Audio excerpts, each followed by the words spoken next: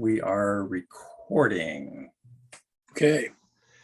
Well, we acknowledge that we gather at Santa Rosa Junior College on the territorial traditional land of the Pomo people in Santa Rosa and the Coast Miwok people in Petaluma, past and present, and honor with gratitude the land itself and the people who have stewarded it throughout the generations.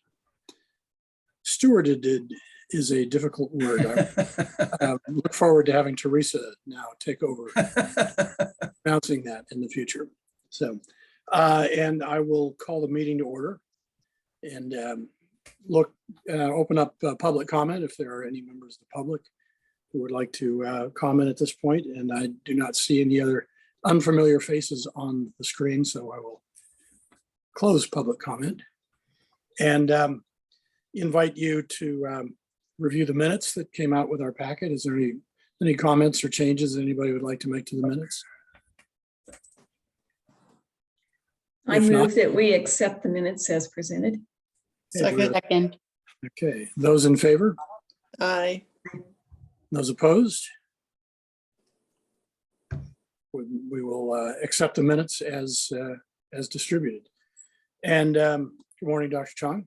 Hey, good morning, everybody. I will, just a heads up to everybody, I'm going to have to leave the meeting at a few minutes before 9. So at that point, I'll appreciate Teresa taking charge. And I'll actually hand things over to Teresa for our governance report. Right. So there's an update on the committees, and you received a list of the committees in the packet. It was page 5. And just a refresher that there's 3 primary committees, core committees, the exec investment, and then the budget and audit committees, in addition to the trusts, our 3 trusts, Ag, BCAT, and Petaluma. And then all the other committees, those are the 6 primary standing committees. And then ad hoc committees just are formed when needed. And those are personnel nominating and the Randolph Newman Cultural Enrichment Endowment. And in the packet, there's a list of all the committees and the committee representation, which is relatively the same as the prior years. Although I will be stepping in as chair for the exec committee when Steve sails off into the sunset, but not permanently. Still staying with us. The sale first. Yeah. Did you have? Sorry, go ahead. Go ahead. Sorry, go ahead. So any questions on the makeup of the committees thus far? They're all I could go through it, but it's here so you can all read it of who is on each of the committees. If you want to, there's a summary of each of them and the committee membership. So if you have any questions.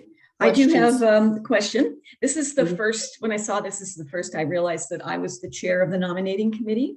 And so I just need Jay or Teresa or someone to connect with me at some point and talk me through the timing and all that, because I've not been involved in that before. Yeah, that's a great question, Susie. And I apologize. We didn't give you that heads up. The nominating committee doesn't really meet unless needed. And so in this past year, there were no board members transitioning off. So we didn't really have to have a nominating process.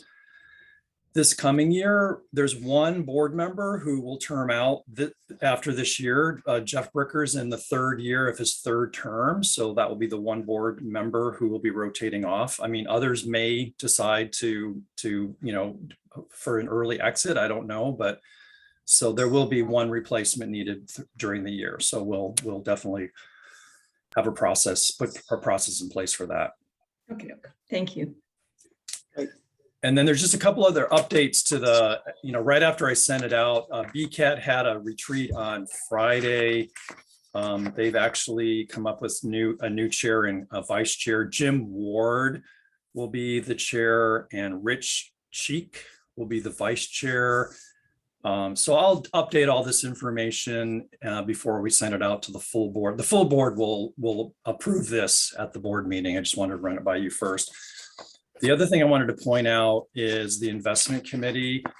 Doug Pavesi is listed here as the chair. He has just recently indicated to Dr. Chong and Steve and myself that after 30 years, he's ready to step down. So in fact, Steve and I are meeting with him on Monday to start talking about, I don't think that's going to happen right away. Doug's being very thoughtful about it, and we'll go through a process to identify some new potential chairs, but that's underway, and I just wanted to point that out to you. That's impressive. 30 years. Yeah, I think Doug is like 82 years old now. Do you have some other people on the committee that are going to be, because that's to me is a terribly important committee, that are logical to step into that role? I don't know. At Susie might think about that as well. But there may be at least one in Kate too, because Kate's been a member of this committee now for a while, but we'd certainly love your input on that. Because I think it would be a challenge for someone to come in who's not been on the committee and lead it right away, unless they've had prior experience of leading similar types of committees. So, And that was one of my thoughts is if you don't have, you don't need to discuss it with me or with us right now, but if you don't have a good candidate in mind, and Doug isn't stepping away tomorrow, do you need to add somebody to the committee from the outside world or something to get them up to speed so that maybe, anyway, just a food for thought. Exactly. No, that in fact, that's a preferred succession approach, right? To bring somebody on. Dr. Chong and I have been talking about this for a little while. Dr. Chong has some ideas as well, and I think Doug will be bringing those to the table on Monday. So Good. Very important committee, needless to say. yes. And one of the things that Doug said, because it's always just you always want to ask is everything okay? And he said, well, yes, but it's been 30 years, but I just feel that things are in such great shape right now that he feels like he can step away. So Well, it's very logical that he would do that. I'd like to. yeah. I'd like us to also find a way to meaningfully acknowledge and honor his service. It's a Great not- idea. It's not insignificant, as we know, and more than just something a little more public. Maybe at the president's address or Yeah. something that we can do that's going to make him feel good about that we recognize and appreciate what he's done in a public way, because it's so he's been such a rock for the foundation and for the investment committee, and I think we should do something special for him. We have talked, and this would not be the only thing, but I know we discussed our annual installation dinner. Are we still planning to do that in July? Not in July. We don't have anyone to install, so we're not planning a dinner Well, right now. But we have done it before as just sort of an annual welcome chair and We are actually installing. Teresa is the chair. Right. Yeah. Right. Yeah, I think July would be a little early. We're still wrapping up. We've had all these events recently. What's been interesting about this year is like we're doing events again, and that's been interesting to integrate that again. And we still have one tomorrow, but then after that, we'll have a little more breathing room. Are we meeting in person in July? I forget. Yes, that's the plan. Yeah, and while we're talking about governance, let me just bring that up. So we have identified a room for our meeting in July. It'll be in the 4th floor reading room in the Doyle Library, which is really a beautiful room. We've done that before. Yeah, we'll be in there for like 3 meetings, July, September, and then November. Kate, question to you before I send out an update to the board about location. Are we going to have to verify vaccination and all that in order for people to be in that meeting? No, because they're considered visitors, so we should be okay just doing a symptom check. If it's in the library, though, one issue that we are discussing at cabinet today is anybody accessing the library would have to be vaccinated. So it'll depend kind of on where that lands. that conversation lands today, if you're planning on that location. Okay, yeah, we've already secured that room. So can you let me know how that goes? Because Mhm. I'm waiting to let the board know about the location until, because if we do have to verify, obviously I want to let people know that in this communication, so they're prepared for that. Will do. Anyway, my only thought was if and when we do our gathering, our dinner, that inviting Doug, Yes. who would not normally be at that event, might be a nice touch. Yeah, let me see if we can do something maybe in September or a little later. I vote we go back to the Cundy place. That was absolutely lovely last year. Wasn't that last year? Whatever we did that. It That's was last year. That And I'm was, sure and that was, Jeff would be happy to host us again, I'm sure. I mean, it was just a very nice. Yeah, okay. All right. Are we, anything further on the committees? Governance? If not, Dr. Chong, I'll hand things off to you for your president's report. Great. Good morning, everybody. Good to see everybody. And yeah, it's been a great year. I met with the board yesterday at Schoen Farm for my annual review, and just reflecting back on last year with all the challenges around the COVID. We did exceedingly well in a lot of areas. We continue to be ahead of schedule with our Measure H projects, and we intentionally accelerated construction during the time when no students and very few employees were on campus. So saved a lot of money that way and got projects done sooner. You'll see that with the pool on Thursday, tomorrow. I saw it for the first time last week, and I was just blown away. I mean, I've seen renditions of it, but when you're actually there and we saw kids in the pool, it's really, very, very emotional. And we were, people were able to get tours recently for the board and others on the STEM building and the student housing project, and those are coming along very, very well and on schedule, on budget. Yeah, and then it's been a good year with the budget. The state's doing well, and with all this inflation and concern. We're going to give our employees, I believe, close to a 4.4% raise just to keep up with inflation, and I think that's good for the morale of the college. And I think Kate deserves a lot of credit for managing it and managing the COVID funds really well. Our reserves gone up to like close to 15% from 5% over the last few years. And again, Kate's been steering the budget ship in the right direction. So all in all, it was really good. And then I told the board yesterday that Jay has become a real a force in the organization, and that the goals that we set for this year we've exceeded, and that's in a COVID environment again. So just imagine when people get to meet this charming, handsome self in person. I anticipate the numbers will double. So, and then we did have a conversation with the board about the trust, and Jay and I have been talking about the trust, particularly the three trust, Bear Cub Athletic, Friends of Petaluma, and the Ag Trust, of which Terry Lindley helps chair and is a member of. And we're thinking about moving away from these regular meetings. We have less bandwidth with staff and administrators, and these monthly meetings sometimes we feel like they suck up a lot of time and energy. And now that these trusts have seen that Jay and the foundation will work collaboratively with them and take care of them, there's really no reason to have this oversight.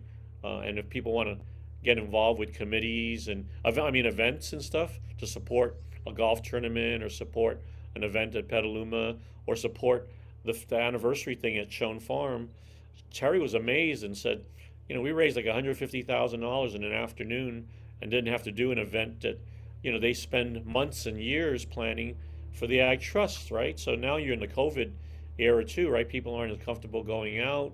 And so I think we need to start talking about revisioning the trust, and I think Jay may talk about that later. So the other part of the report is that we were able to pass Measure O, which is going to provide $800,000 to our mental health services a year for the next 10 years, and we're on the cusp of, with Gavin Newsom's signature, getting $15 million for the student housing project, which will again buy down the rents for many low-income students. So I think this past year, given all the challenges, has been a banner year.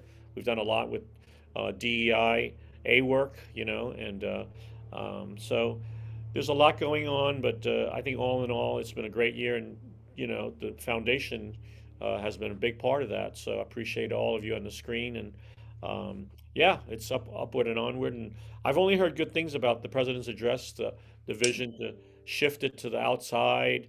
Um, People seem to like my more traditional speech without PowerPoints and all that other stuff. So it's sort of back to the past, right? And also new things, right? So changing things up. So I think that's sort of the mode right now, is we want to take certain traditions and maybe refresh them, if you will, and keep it new. I went to the Pepperwood Preserve, which I'm on the board, event the other day, and they've done it the same way with the same entertainer, the same format, for like 6 or 7 years. And maybe that's Herb Dwight's. He's very conservative. He likes to do things, in a habit. And I talked to certain people, and they said, I don't want to go to this thing because it's the same every year. So people How are did now they do? being more selective about, what events they go to, and making sure we keep things fresh. So I think we got a good formula there. So I'll stop there, and be happy to answer any questions you guys might have. Just as a side question, how did they do at the Pepperwood event? I think they raised a lot of money, you Good. know. Yeah. I thought your address was Well very, attended. It was about 140 people, and they usually get like 300. But those people have some pretty deep pockets. Herb Dwight's circle of friends in Yeah. Mycom and all those people, uh, they can write some big checks. I thought your address was very, very well done and very informative. I'd brought 3 women here from Verena, who of course never seen this before, whatever. And they're all picky people, and they were very impressed. They really thought it was well done, and etc. So congratulations. It was certainly Thank you. a good event. Appreciate it. I think it was a lot of, bringing people back together live in an outdoor setting on a beautiful day. Nothing like it, It looked like, I hate to say it, like a country club with the white umbrellas and the grass I and the know. guys. It was very special. And you didn't have any flies either. I like that part.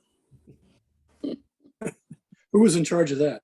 I don't know, but they did a good I job. thought they concentrated around Steve Page. I think Oh, was that it? Oh, looking for sweeter people than my table, obviously. Sarah probably took charge for that. She's from Chicago. She's Yeah, probably like, no flies. It Yeah. was a great event. I drove by the housing, Dr. Chong, and it's stunning how fast it's going. Mhm. It's remarkable and exciting. Yeah, I was just shocked. I hadn't been by in a few months, and it was just incredible to see buildings there.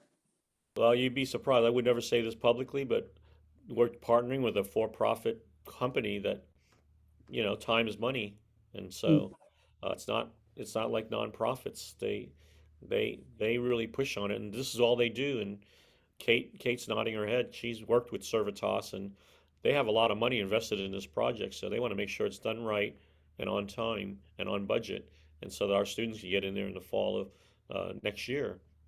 So 2023. So Right, it's exciting. Yeah. it is. Very. excellent.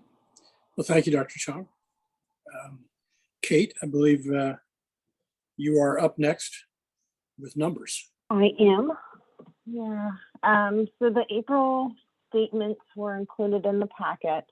There was not a lot of activity in April. We're talking thousands instead of millions, like I'm usually talking about, but we had about 150,000 income, almost primarily due to scholarship contributions. And then our expenditures increased about 253,000. We're up at about 6.75 million, and we have about almost 50,000 in scholarship payments, and then about 204,000 in admin and other operating for our monthly. We're starting to get into year end, so our unearned income increasing and our accounts receivable, as we start to just wind down the year and do our year end entries. So there'll be a lot more activity in the next couple of months, but this one was pretty slow.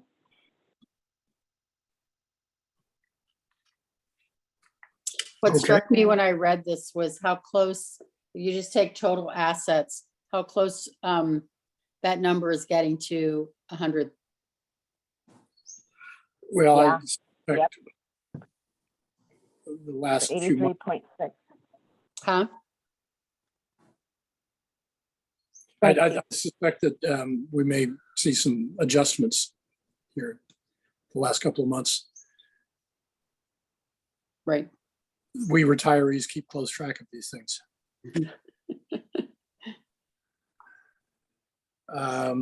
Okay, any other questions on financials? Thank you, Kate. Jay, I think you've got the rest of the agenda. Good. I'm glad that coffee is kicking in. Before I go over the year-to-date operating results, just a quick update on the fiscal year 23 budget. As you know, you all approved that at the last board meeting. It was preliminary budget because there's still a lot of uncertainty about year end and the last couple of months especially. So I've just decided to just put a pause. We were going to hire that new coordinator. I just thought we should pause that until we really see where we're at the end of June, because that's the only one thing we could not do if we really need to pull back a little bit. So the nice thing is that it's all through HR now. It still needs to go to cabinet for approval, but we would be able, once, if we can move forward on it, we're able to move pretty quickly on it and get a search going. And I'll give you an update on 707 Elliott kind of in my philanthropy report. But regarding the year-to-date operating results through April, we have $1.7 million in revenue, which is about, almost $300,000 better than what we budgeted. Because of that, the investment fund revenue, that realized gain through the sale of some stocks, that was an unexpected benefit this year. Everything else is playing out pretty much on budget. I just want to, so the president's address, we've received a lot of positive feedback about it. As you know, we had about half the number of people that we kind of had when we were at the height of the event in Hale Pavilion. We kind of expected that. We knew we wouldn't have 400 to 500 people. And we really appreciate everything that all of you did to put together that made the difference, right? All the tables that you put together and the people that you brought, the outreach that you did was really helpful. But catering, the expenses of catering went up and all that. So right now the event, we're about $600 in a deficit on that event. Our goal is to break even. Part is because I hosted a table and I didn't pay for it. I kept offering to pay for it, and they told me I didn't have to pay for my own table because I was cultivating. I had Ann and George Arabian there and some donors that I'm literally meeting with tonight to ask them for $150,000 for the housing project. So I will continue to use that event for that purpose, to do some real development work. No big surprise. But anyway, the event is a slight deficit, but there's still a few small payments coming in as well. So we're not worried about it. I think $600 is like, nothing. We forgive you, Jay. Yeah. But I think the event was priced right, because we talked about, was 75 enough? Was it too much? I think we ended up pricing the event correctly. So then on the event, on the expense end of this budget, we have $776,000 against a $1.3 million budget. There's a lot of expenses being put in. I've seen them coming in the last couple of weeks. For the event, for instance. So and then a lot of the personnel stuff is we're wrapping that up. As Kate said, we're heading into year end. So I think we're going to have about around a $400,000 surplus this year, even though this budget's showing over a $900,000 surplus. We do have that unrealized gain there of 393. The one new piece to this budget is we're now reflecting that $125,000 grant out of the unrestricted budget for the scoreboard. So it's reflected here as an expense now, both above and below. Kate, I wanted to make sure we're capturing it correctly here. If you want to take a close look at that, and if we need to make an adjustment there, but I wanted to make sure we reflected that 125,000. The scoreboard is about, it's moving along, and we should have that up, obviously before fall football, but that's moving along now. I did email Adrian this morning on how that was captured on the statements. So we'll have a slight change in our next. Okay. All right. I'll check in with her then, and we'll get that when we send it out to the board, we'll have a small update there, but no big surprises other than that on the realized gain in the investment end. So I'm just curious, Yeah. we sold those investments and recognized that gain because it was part of the transition we're going through to convert to ESG. They've been selling Yes. stock. Yeah. So that's Okay. what that's about. Yeah. Thank you. We lost Teresa. Oh. So you can't leave, Steve. Yeah.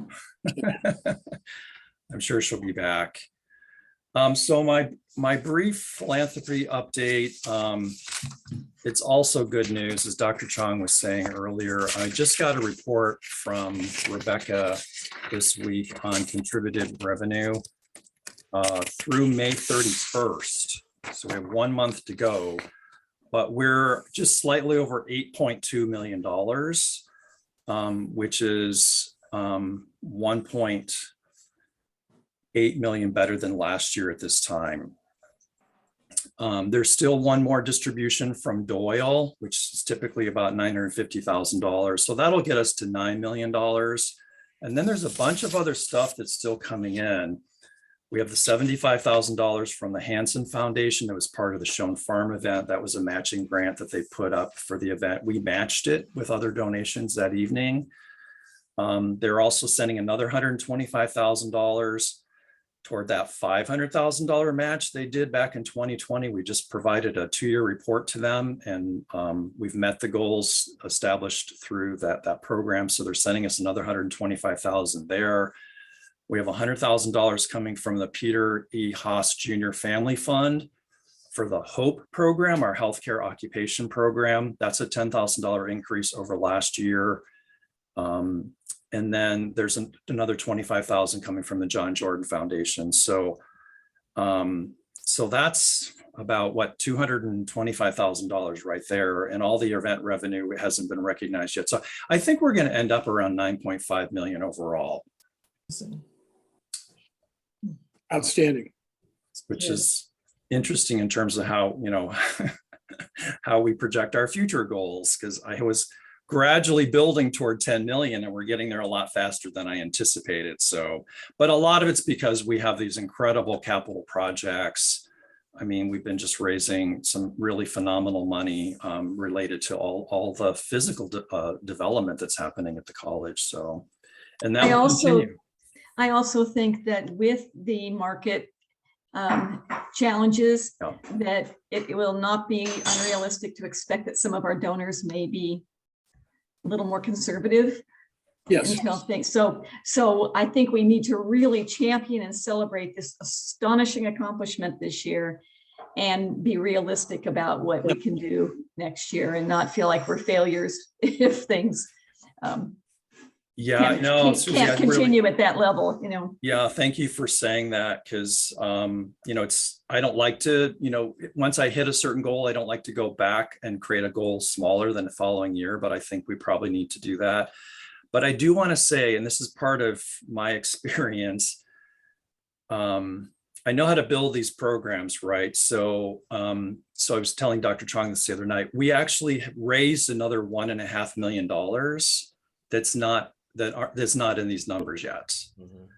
So we have the $500,000 for the anonymous donor for the housing project. That agreement was written to take effect July 1st. The donor wanted that because they didn't want to start paying it until July.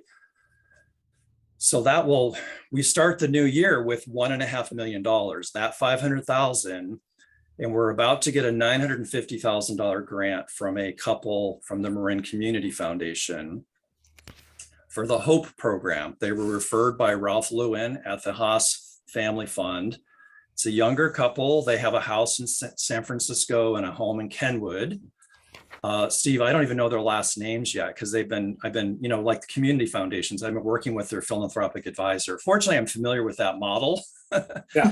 And it's been a lot of fun for me. And I did meet the donors. They came to campus. She's a nurse, or she's a pediatrician, I think. And they're relatively new to philanthropy, but they were so inspired by the HOPE program. They're going to be making a $950,000 donation. It'll be paid over 5 years, but we'll book the whole thing on July 1st. So we'll start the year with $1.5 million, out the gate. So plus the revenue from the 2%, whatever that turns out to be on the endowment. So, Kate, did you have a question? Or are you just frozen, I think? No, I'm thinking. So I have that. I think it's SIBA is the last name for the HOPE one. I have that with me, and they were very specific that it's coming to the district, not to the foundation. I have that grant with me for approval right now. So maybe you and I need to connect because I have that one through Marin Community, and I also have the Haas one for HOPE. Both of those are sitting on my desk right now because they haven't gone through our process. Yeah, because I've been working with them really closely, and that was, yeah, because the Haas one we switched last year when I got involved, and I just talked because I talked to them about the 3% fee and all that. So yeah, we should connect about it. I just don't think they know the difference. Maybe they don't know the distinction. What is the No, HOPE they were project? I'm sorry, Steve. Jay, what is the HOPE project? So HOPE is a healthcare occupation program. It's a student support program for students that are considering careers in the healthcare professions. So they provide them a lot of support, and like a lot of the student support programs we have at the college, this one is just for healthcare professions, and a lot of the students go into the nursing program or the other dental, all the healthcare professions. But there's 85 students in the program. These new grants will allow them to expand that and serve over 100 students. What do the students get? I mean, what they get money for tuition? Do they get money for books? What? They get student support services for tutoring, so they can pass things like microbiology and courses that are particularly for like first generation students and low income students. They're usually deficit in the sciences, so they get a lot of support, and then they get a lot of counseling about what classes to take if they're pre-nursing or if they're pre-dental. So it's really a way to even the playing field, if you will, for low income, mostly Latino students to get into healthcare. And it's a really successful model because hospitals need nurses and healthcare professionals, but more than that, the patients now are Spanish speaking. So it's like a twofer if you could get a nurse or a dental lab who can speak Spanish and English, then the hospitals love that. Are you having lunch soon with our new CEO at the Memorial Hospital, Chuck? Yeah. I think Ernesto told me he was arranging that or something. Yeah, we met with the big president, the woman who was. Oh yeah, Lorraine. Yeah, but I heard you said you were going to talk to Chuck, and we're getting a new head nurse in. We want to connect her with the with the dean of the health services. But if you're having lunch with him, you ought to talk that program up. because we have community investment dollars that we have to spend someplace, the hospital does. That's good to know. And we're looking to get more support from Memorial, Kaiser, and Sutter for expanding our nursing program, the number of slots. Right, exactly. I mean, yes. Well, if you need any help getting a lunch set up with Chuck, No, it's fine. We're good. okay, because I want Memorial to be thinking about how they spend their community dollars. I appreciate that. I mean, it supports us at the hospital. I mean, if we can get more nurses trained, that's a really positive thing. And this new head nurse that we have that's going to come in, the chief nursing officer, I was on the interview panel for her, and she's wanting to think out of the box about, what do we do about this nursing shortage, and what are some other kinds of jobs that we need to get training for. So again, it could be we can get money to help you set up other kinds of programs, not just nursing. Anyway, I'll talk more later. Yep. Just a couple other quick things. So just a reminder, tomorrow is the ribbon cutting and the dedication of the new 50-meter pool. So it's really ribbon cutting for all of the athletic facilities. That's from 4 to 6 o'clock tomorrow. I hope some of you might be able to stop by. It's going to be another warm day, but we'll have tents and refreshments. But it's really quite an achievement, especially for Jill McCormick, our swim coach, this has been a dream of hers for quite a long time. But that's tomorrow, and we will kind of launch our public fundraising at that event, because we've been focused on some major gifts, but we're going to open it up to all donors now to make whatever level donation they want to make to these campaigns. And then just quickly on 707 Elliott, I don't know if you've driven by it recently. It's also moving along really well. I got a timeline from the Capital Projects Office recently. It looks like all the construction will be done and the punch list items taken care of by November 14th. That's what the timeline. So I'm hoping we'll be able to move in December. Get settled. We're looking at installing the mural the week of January 9th, because there is a board meeting in January. I think it's on the 21st or something. I want the mural to be up for that first board meeting that you'll all be in the boardroom in January. So we're really looking forward to that and super excited about it. And thank you again, Dr. Chong. For I know you took a couple of hits for that one, but Anything for you, Jay. And the foundation. We'll make you proud. Don't worry. Wait till you see it, and it's going to be such. I mean, I never wanted to invite a donor to Armory. I didn't think it was a space fitting for a donor. This is going to be completely different. So It's going to be fabulous. Fabulous. All right, so that's the philanthropy report. So I'm going to share my screen for a minute. This is the only time I'm going to share my screen today. I want to pull up the scholarship document here.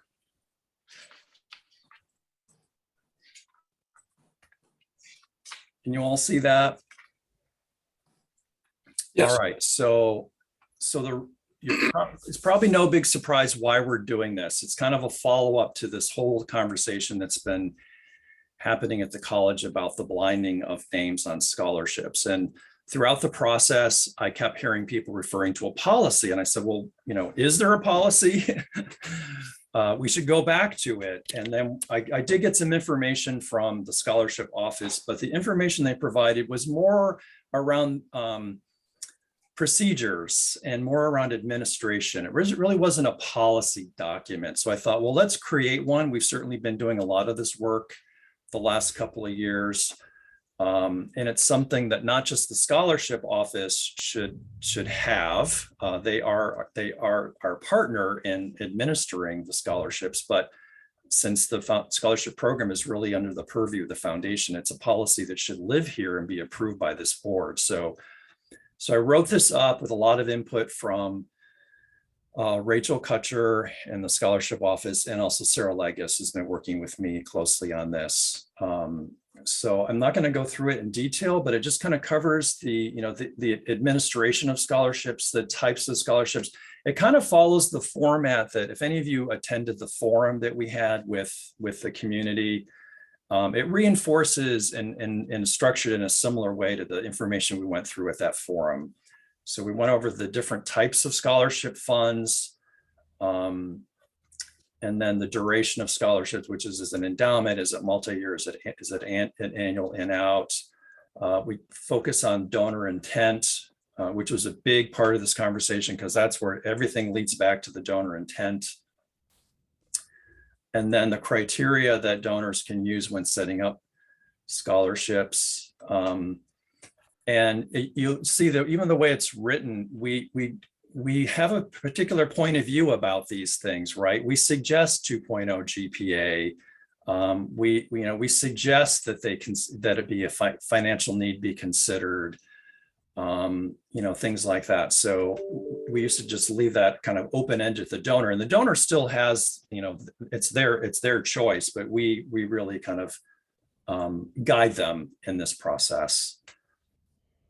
And then the actual application process itself, which is really the main point, is that it's a common application. Students only apply once, and then they're applying for potentially to a pool of scholarships. They get matched up to the scholarships that they are most qualified for.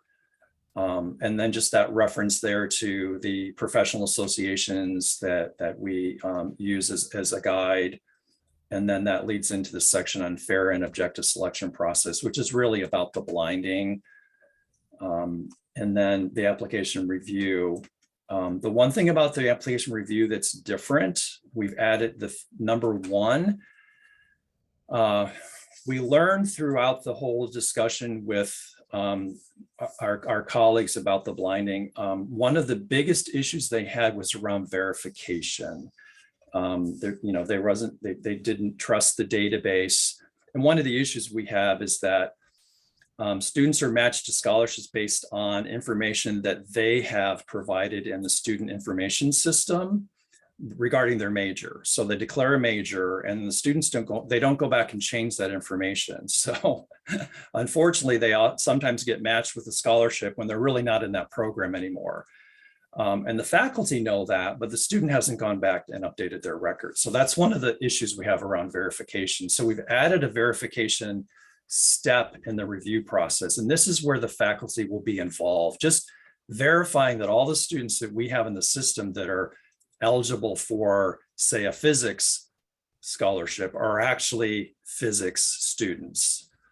We think that will address a lot of the issues that they had around just an assurance that they can provide to us that we're going to be selecting the right students.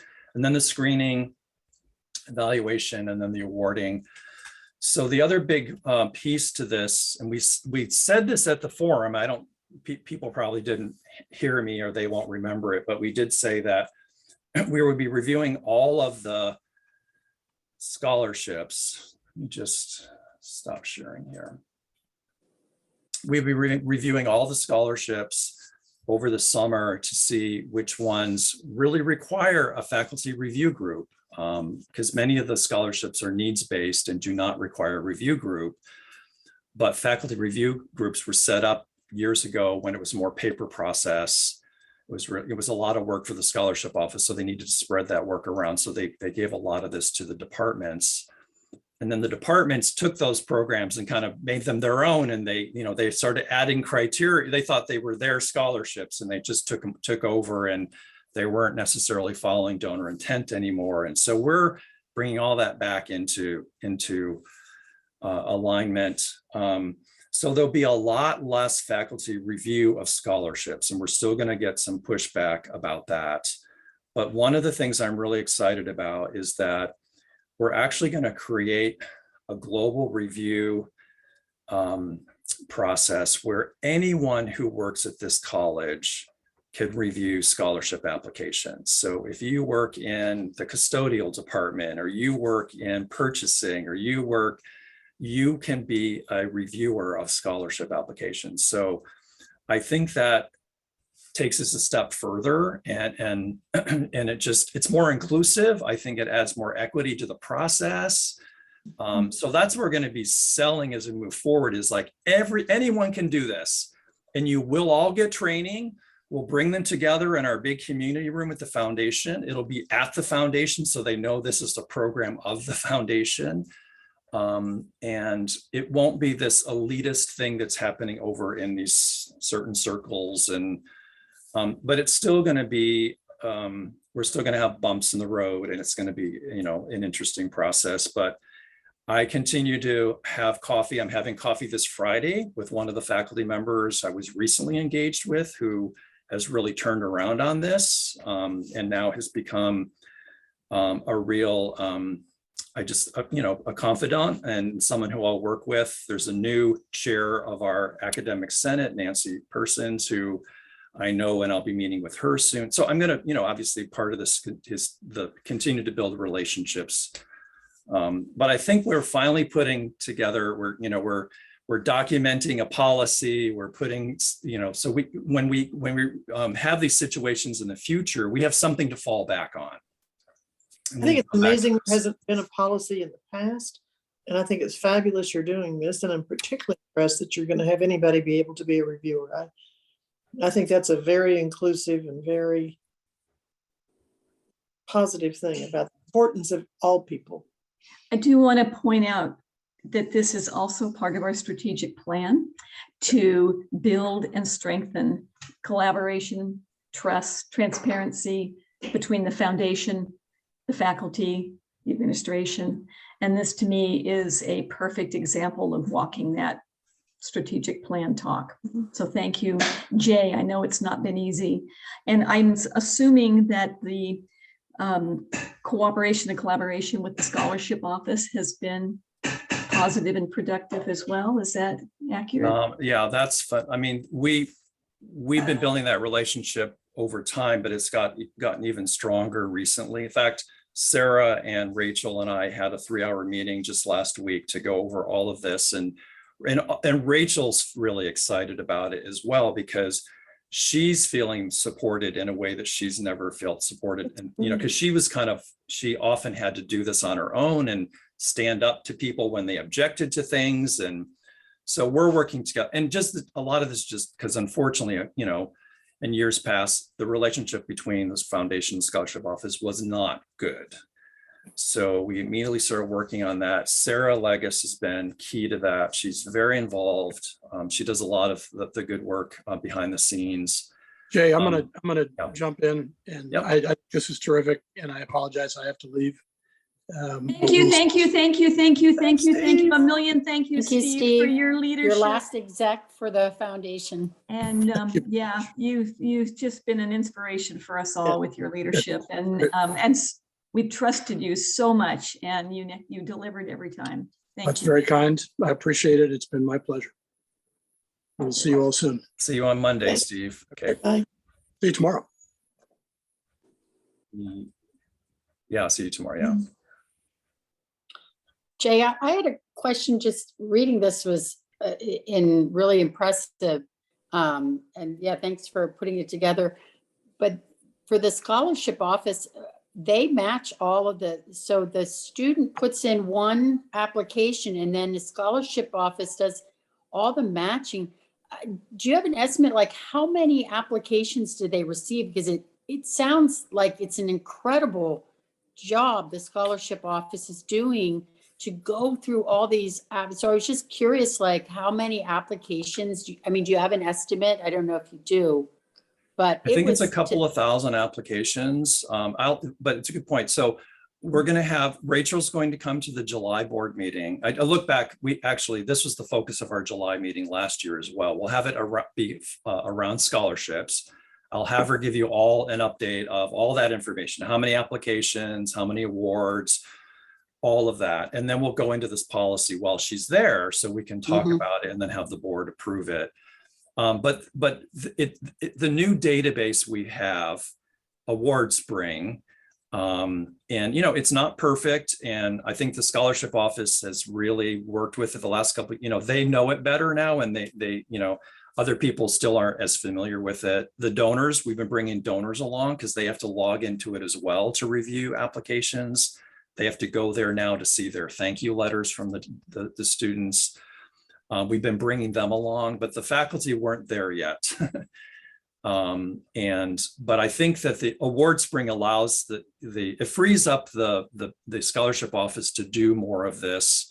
We don't need all these review groups now. In fact, there are a lot of work actually to manage the review groups, and everybody has a different process and all of that, which is why we just we gave over a lot of the power to them because there wasn't the time to manage it, and we're roping that in now and kind of getting that under control.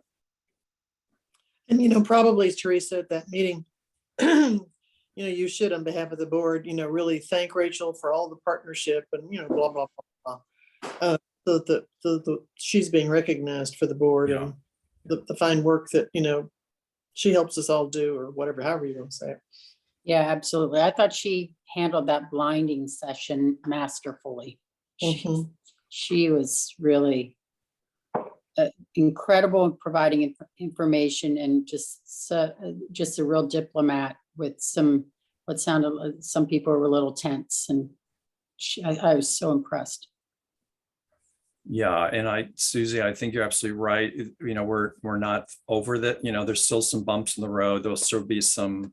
You know, I'll be taking more hits in the future, and part of it's because, as you know, Pedro Avila is leaving the college. I had lunch with him yesterday, and but he was incredible through this process too, and we worked closely together. And he was the lead on a lot of the communication early, and until we could start having some in-person meetings. But so he won't be here now. So, but Robert Ethington is the interim. I don't know if you mentioned that, Dr. Chong, but Robert Ethington will be the interim VP for student service. He's been the senior dean of students. And Robert and I have a great relationship. So I'll just be working with him on this in the coming months. And Rachel, continue to work with Rachel as well. So we have a great team.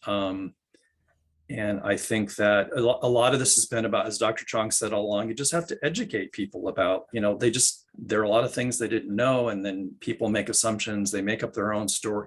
We've had to deconstruct a lot of that and just kind of build the policies and put it together the way, it should have been put together. And Yeah, I think this is a real tipping point for the college, because I think the faculty that have been here for years and years and years are used to doing it their way and having their way. And I don't necessarily think that's the most equitable way. I think the word elitist was used, and I think the other word I would use is privileged. They see them here and students here. We see it like this. So I think this is going to be huge. I was going to talk to Jay about, well, I hired 36 new faculty this year. That's more than 10% of the 300 faculty. So there's a lot of old timers that are leaving, which I think is actually good. And there's a lot of new blood coming in. So there's that saying, you only have one chance to make a first impression. So I think it's really important that the foundation figure out how to do some introduction of the foundation to these new faculty so they can figure out. And many of these new faculty that we hired are very social equity minded. They want to help students. They know students are poor. They know many of our students are, have a lot of challenges. So they want to write grants. They want to figure out how to work with the foundation to get more funding for their programs. So I think this is something Jay and I will discuss, how to continue to educate the faculty, because there's a turnover now. In my 10 years here, I've hired more than 200 to 300 faculty at the college. So, and that's only because people were retiring all at the same time, right? The graying of the workforce. So we have a real potential to work better with the new faculty, and more in collaboration, and they're more collaborative, I think, than the more old curmudgeons. But sometimes you just have to outlive them. But I think it's really upside. I think this was a good opportunity for us to introduce the foundation and what we stand for and who we are, and continue to educate. And they're teachers, they have to be learners as well. Yeah.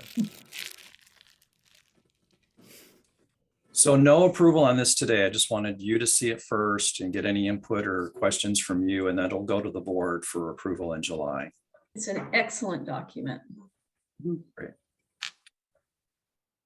All right, so the next item is I'm also proposing a new policy, and I'm excited about this one because I've been in organizations in the past that have not had this type of unrestricted gift policy.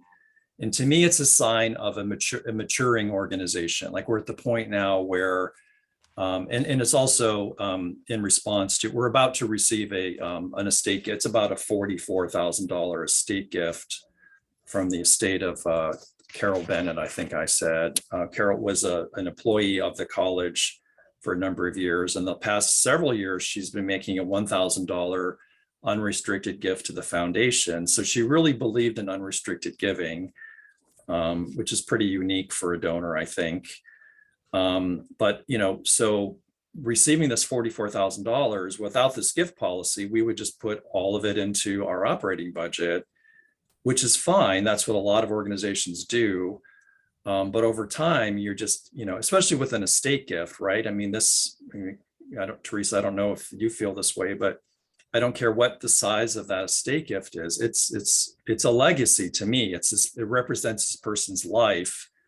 And if you take it into your operating fund and spend it all in 1 year, it's not much of a legacy, right? So, and I think this would be a great legacy for Carol because she's actually motivating us to set up an operating endowment at the foundation.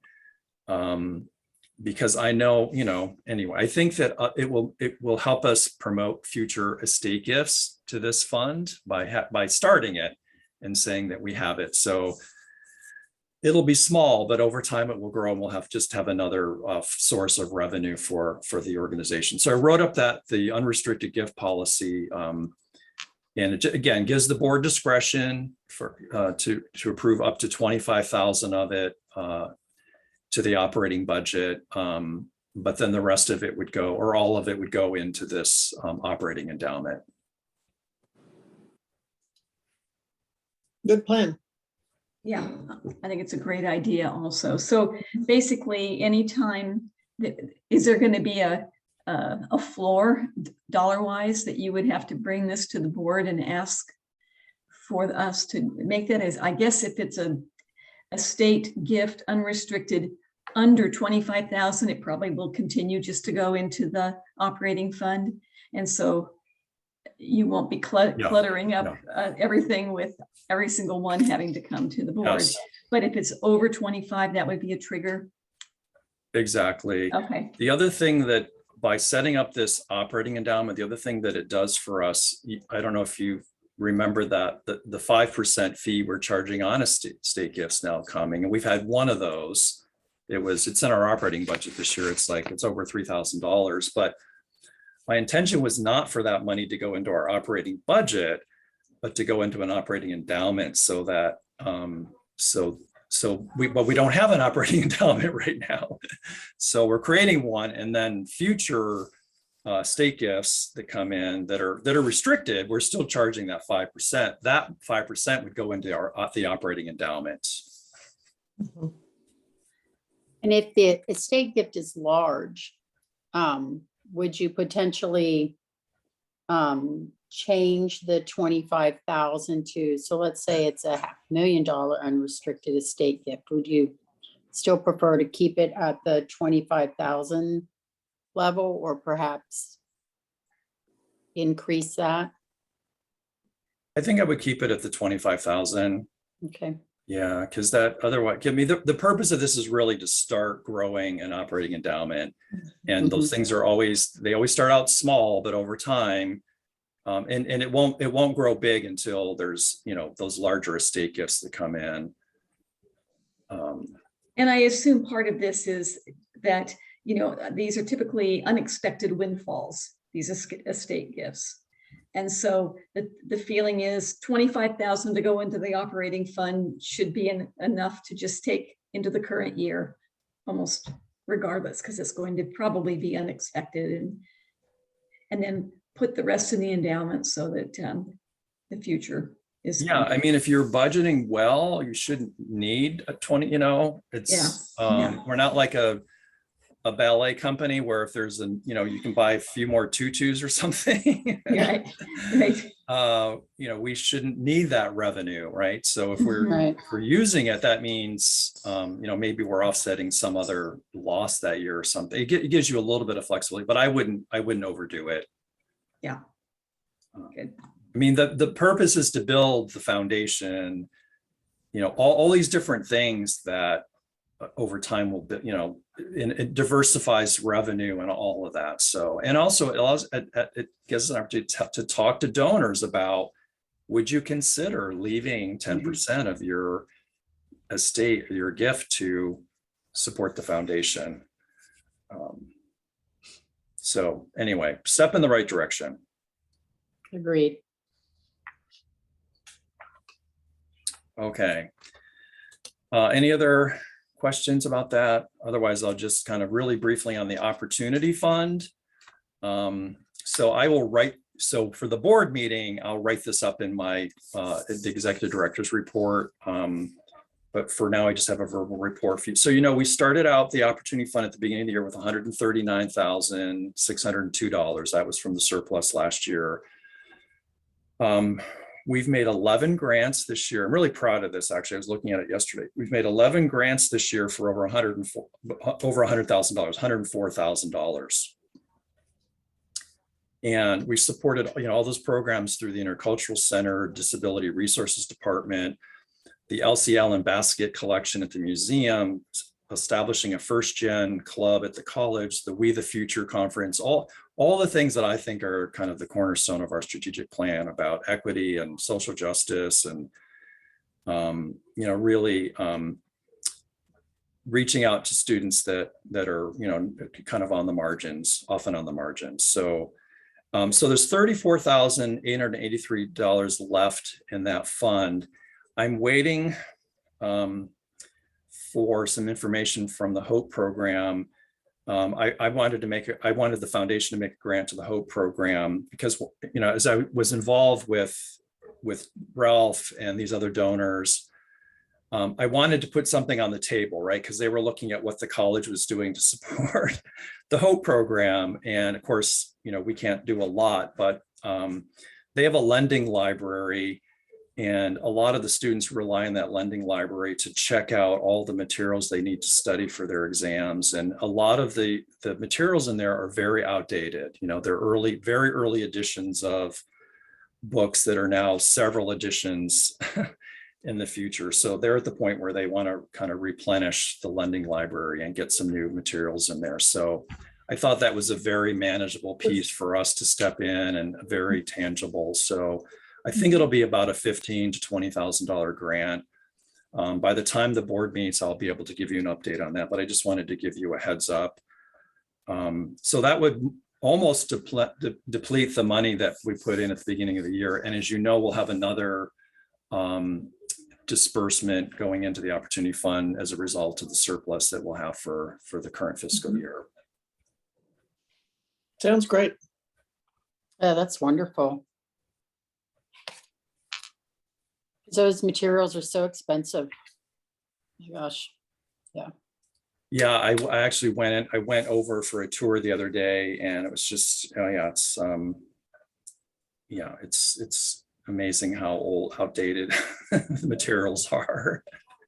I don't know how the students are studying for exams using these old references, and It's a great use of the money. So good Yeah. job. so anyway, so that made Ralph Lewin particularly happy.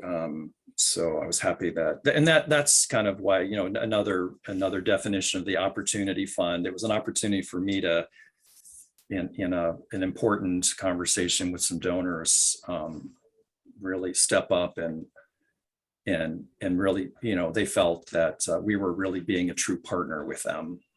Mhm. All right, well, that's all the agenda items, unless there's any other business. Susie? Mine is just a little detail. at the bottom of the agenda, it tells us that our next executive meeting is in Annalee Village. And I don't know where that is. I haven't been to your temporary.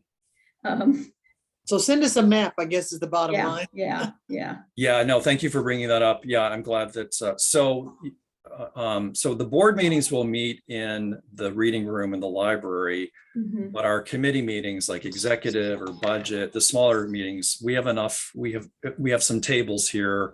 We'll be able to get you all in our temporary facility. So yeah, we'll get you a map. There's plenty of parking out here. We are going to start charging for parking again very soon in the fall. So we'll have to, I don't remember how we, I guess did we just give board members parking? Yes. You gave us a parking Mhm. permit. Oh, Yes, we got a okay. parking permit. A little thing we put up in our visor when we come to meetings. Right. All right, yeah. So I'll just Jay, put just work in with for a it. parking pass for all the board Board. members. Okay, got it. Perfect. So Annalee Village is on the campus still. It Yeah. is, yeah. Okay, It's not, okay. so I can look out the corner, or the room, the little area you're gonna be sitting in, you'll look right out and see the student housing project. Okay. We're I right mean, I know there. you'll send us a map, but I was just kind of confused Yeah. by the whole thing. Okay, great. So we're kind of, Annalee Village is right next to the planetarium.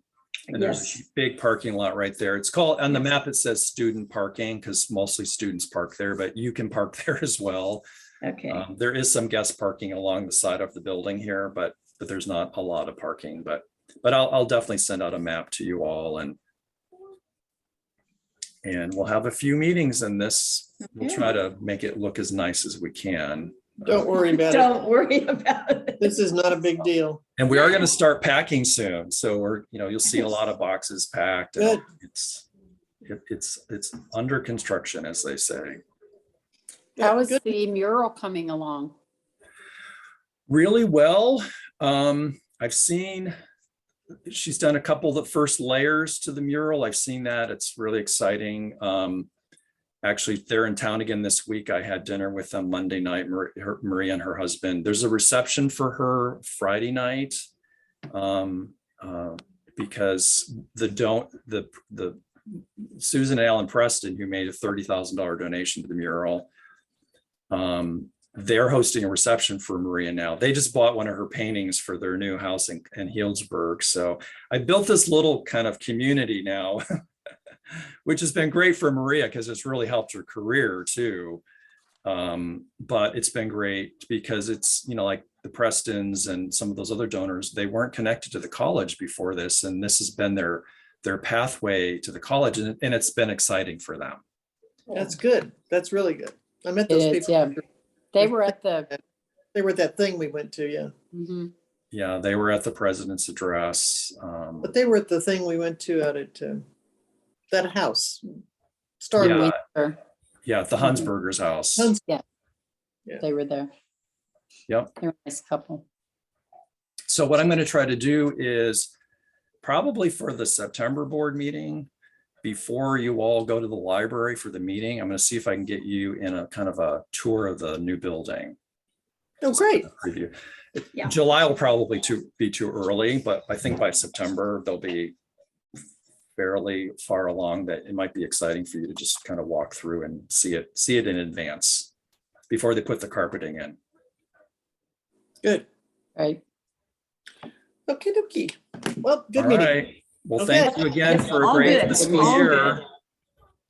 Thank you, All right. everybody. Yeah. Bye. Have a great day, everyone. All right. Take care. All right. Bye.